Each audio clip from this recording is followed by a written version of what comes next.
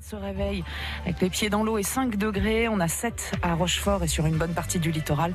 Ça va grimper dans l'après-midi jusqu'au maximum 12 degrés chez nous, Charente et Charente-Maritime. Les infos de 6h. Bonjour Gorka Blanco. Bonjour Aurélie, bonjour à tous. La crue du fleuve Charente devrait atteindre son pic à la mi-journée. Oui, l'eau devrait atteindre les 6,20 mètres. Les plus fortes crues remontent à l'année 1982, 6,84 mètres, ainsi que l'année 1994 avec 6,67 mètres. Cette année-là, 1994, d'ailleurs, François Mitterrand, le président de la République, était venu à Saintes. Il avait fait un tour en barque. Hier, les pompiers ont encore passé la journée sur le terrain. Depuis 3 jours maintenant, ils sont intervenus à plus de 500 reprises en Charente-Maritime. Ils ont évacué 315 personnes, dont plus de 240 dans la ville de Saintes. La mairie a pris en charge et héberge une cinquantaine de sinistrés. 22 communes en tout sont touchées par les inondations dans le département.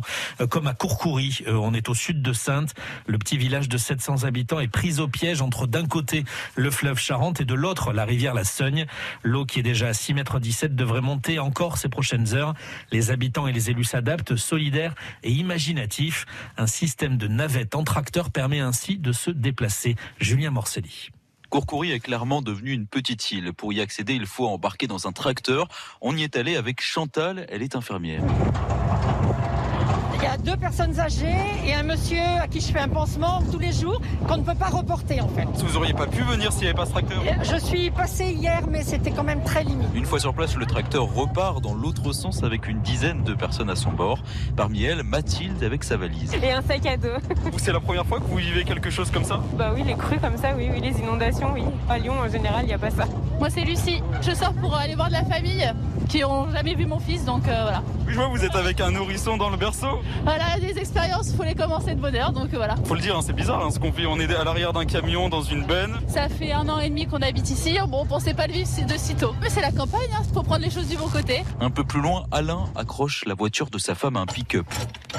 C'est ma femme pourra bosser effectivement lundi sans problème. Vous avez demandé de l'aide à un voisin Qui habite au bout du village, là, juste devant, et il a un 4x4, donc il va m'aider à la faire passer. Le sauveur, c'est Xavier. Le sauveur, je sais pas. Après, on joue notre rôle, ouais.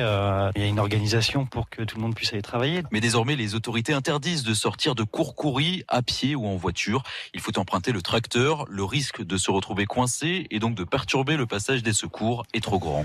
Julien Morcelli à Courcoury, près de Saintes pour France Bleu Matin.